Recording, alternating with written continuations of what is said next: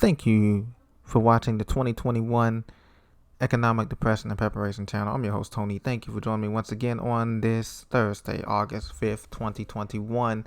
Today, we're going to be talking about the jobs report that came out. Usually comes out Thursday at 8:30 a.m.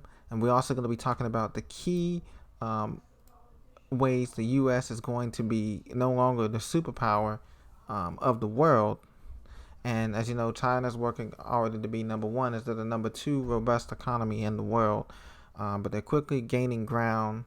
And we're going to be talking about how the digital dollar is going to be used to pressure the U.S. into losing the world reserve currency status.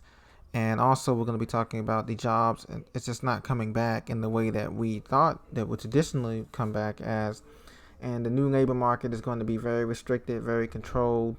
And it's just not going to be the same America that many of us have been used to for the last 40 or 50 years in the past. And so let's get right into it, ladies and gentlemen. Today, private companies added 330,000 jobs in July. Now, this is far short of the 653,000 estimate given by ADP, according to ADP here. 330,000 jobs is not a lot in July. Leisure and hospitality led the gains with 139,000 during the month, which goods producing industries, this is key, only contributed 12,000 jobs. As you know, a lot of manufacturing plants of goods and services in the Midwest and else have closed down due to the pandemic or even before the pandemic. And so this is, or even the service sector is bleeding jobs. And so this is not a good sign for recovery. And as a matter of fact, a lot of the politicians on both sides of the aisle, Democrats, Republicans, or independents and libertarians have all said that it's going to take longer to recover than we had previously anticipated. And that's something that Fed Chairman Jerome Powell is worried about as well.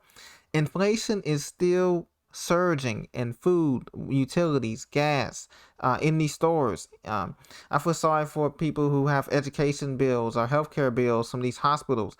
The prices are outrageous. If you get sick, not just of corona or something, if you get sick or need a surgery or a repair or elective surgery, the bills can be astronomical. If it's not for Medicare, Medicaid, insurance, health insurance, bills can be astronomical. And a lot of states now could be getting to a point where, because of the shortage of staffing, with these we're hiring signs that you everywhere, from bus drivers to Starbucks to gas stations, to everywhere, they're saying they're hiring, and they're saying they're having a hard time finding work. But we know that that's not the case. The case is that either they're not paying enough money for all of Americans to live on, which we know, and that's the case. And also the case is that a lot of workers are choosing not to go back, because 60 to 70% of workers that are doing this are giving up. They're trying to work for themselves or do something else because of the restrictive policies and restrictive salaries and restrictive benefits, different things of that nature. So that's why.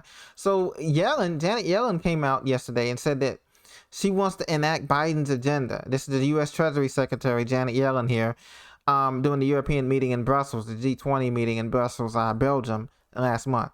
Apparently, she wants everyone to get behind the $3.5 trillion spending plan. She said, quote, "We've grown used to America as the world's preeminent superpower. We aren't destined to stay that way, but with these investments, I believe we will." That's what she says. So her idea is just to keep spending money. You know, Keynesian economics is to spend money on the demand side, and to continue to spend money, and that will generate the demand. You know, aggregate demand needed in this economy. They believe in that. But she says her largest concern, quote, is what are the risks if we make these big investments? She added in her prepared remarks, it is, what is the cost if we don't make those investments? So, well, the cost is that either way, we're looking at becoming not the superpower. China is already the superpower because they have a digital yuan dollar ready to deploy to the world. But first, they have to knock off the U.S. dollar, which is going to be, once the United States falls into the trap of spending all of this money for the infrastructure bill, $3.5 trillion, plus another trillion they're going to spend again fighting this variants, the different variants that you know are coming with this COVID thing, which is not going away. So all of this money is going to be spent before the midterms. We end up spending $5 trillion, $6 trillion already before this year is done, heading into the midterms next year. And so this is going to be disastrous. And then if the Republicans take over, you know, the House and Senate after the midterm, they're going to have to spend a lot of money reversing all of this stuff that is done on President Biden's agenda. And that's going to increase the debt increase the need for a digital dollar. Fed Chairman Waller says a digital dollar, a solution in search of a problem. He says the Fed governor says, quote, the U.S. should welcome private innovation and money. He wouldn't go as far as say Bitcoin or anything like that, but he did say a digital U.S. dollar, a Fed coin that many have been talking about, could be the solution. But the main reason I want to tell you they're going to implement this digital dollar is more so for control. You know that, to watch what we spend, to watch what the average Americans spend their money on. And technically the banking system already kind of does this, but not as much with this much control. If we get a digital dollar coming in after this COVID crisis calmed down a bit, let's say like late 2022 into 2023, because they've destroyed the dollar's value, and interest rates, they have to raise interest rates. The Federal Reserve Bank has to raise the interest rates so it becomes useless to most Americans. They're going to introduce the Fed coin, or the digital dollar, okay? They can store the digital dollars and help make the banking system more inclusive, because now you can have 75% of the population was unbanked. They were, in 2019, they were not interested in having a bank account. With a digital dollar, everybody's included in the system, because, you know, everybody has a cell phone, a smartphone, or a prepaid phone. They just go on there and deposit your money. But the bad part about it is that this could be a control mechanism where they won't allow coins like Bitcoin or Ethereum or any of these coins, and to only allow the Federal Reserve Bank's digital coin. And on top of that, they know what you spend, where you spend, what time you spend it. If you spend it on gold and silver or crypto, or if you spend it on survival supplies, they know that. If they're banned survival supplies or pepper supplies, just like they outlawed gold back in the Depression, they can come and seize our prepping supplies. You know, if they feel like we're using it for bad purposes, or using it for purposes not helping the good of the people and all this stuff. So this is the risk that a digital dollar has for most Americans.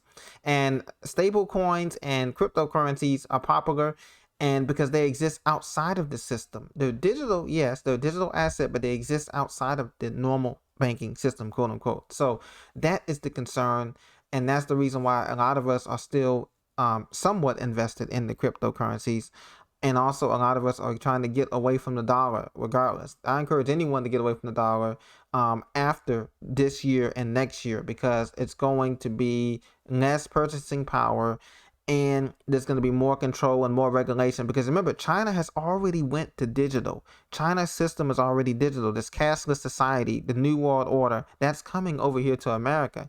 But first they have to get, you know, the powers that be have to get rid of the dollar. They have to get the system ready for security of everybody who may be rioting or up in the uproars and all of that. So all that's coming into place beyond the health crisis. The health crisis is the first piece in this third inning that's going to happen.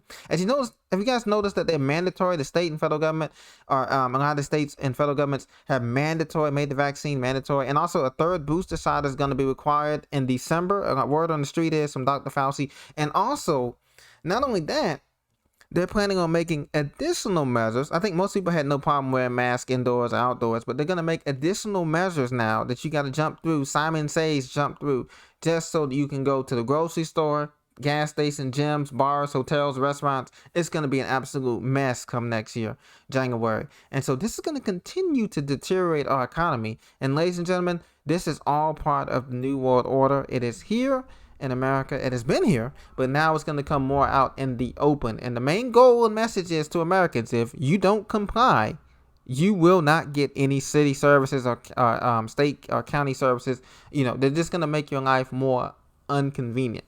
Well, listen, don't worry about it. Continue to do what you're doing. Continue to prepare, because this is all part of the thing. This is all part of the testing, the tribulation, the period of the last days, okay? And it's all about conformity and allegiance to. Who is your allegiance to? Who is your conformity? Who is your allegiance to? And how, you know, will you conform, or will you stand for what is right and for what the country needs? And what we need is human capital, not automation, robots. We need human capital.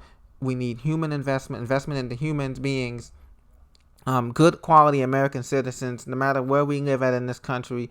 We're here to make a difference. We're here to help each other. And that's what's going to be going out of style. That's what's becoming extinct right now. And that's why our economy is going bad. We've turned away from sound doctrine, as the Bible says, good, you know, godly sense, either economically, politically, and spiritually. And we've turned into this now kind of, you know, hybrid government. I got to be careful what I say, but like totalitarianism, or that type of government, and that has allowed this depression to continue in the States and elsewhere. A lot of people, I get emails from Europe, Australia, and they're going back into lockdown in a lot of these places, and that's what's coming here in America. It's going to be more of a lockdown of the mind, a mental lockdown, because if you can't go to all these places that you're used to going to, that can really hurt a person. I don't know about you, but I enjoy going out to the gym, to the stores. I enjoy, not being curtailed or having a curfew, but because of this health crisis, okay, that's going to be the gateway of everything. That's going to give them the precedent to set other rules for American citizens, and especially for us, who are in the poor and middle class, or even if you're well-to-do, you could be subjected to this because we're under a new system of government. And that's worldwide, because people are telling us in Europe, Asia, Africa, you name it, Australia, they're all following the same thing. Everybody's following the same script with this virus. Everybody's following the same script with the economy: print more money until it's worth nothing. And all the central banks are doing that. And so that's basically the plan, And so we have to continue to prepare. We have to continue to be more self-sufficient, continue to utilize our resources while we have the internet still free and open and not censored. For the most part, it's censored, but not censored where it's like banned for a couple of hours and you can't say anything. So continue to prepare, guys. I'll talk to you very soon, and thank you for listening. Thank you for your support. Leave comments down below if you have any questions or concerns, or just making a general comment. I do read those, and I appreciate your support. Till next time, this is Priest to Me, Tony, signing out once again on this Thursday.